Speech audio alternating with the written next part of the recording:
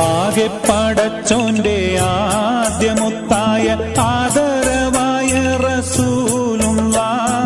ആരാധനയ്ക്കർഹൻ ഏകനാണെന്ന് സന്ദേശം നൽകിയ നൂറുള്ള മാനവർക്കായെന്ന് നേർവഴി കാട്ടിയ മക്കത്തുദിച്ച ഹബീബുള്ള